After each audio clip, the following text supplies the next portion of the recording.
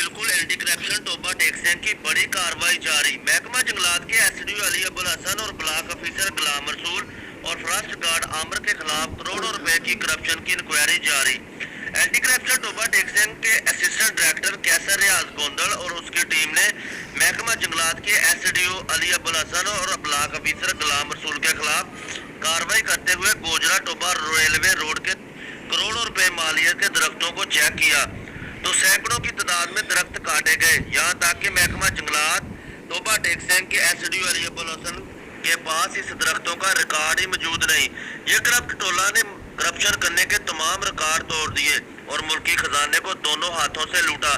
ہماری درخواست ہے director anti corruption, chairman anti corruption اور اسسٹنٹ ڈائریکٹر کیسر ریاض گوندل ٹوبہ ٹیکسین سے کہ فوری طور پر ان کے خلاف مقدمہ درج کیا جائے اور ان کو سخت سے سخت سزا دی جائے۔ کیمرہ مین آصف کے ساتھ مناصر صدیق، احساس نیوز، ٹوبہ ٹیکسین۔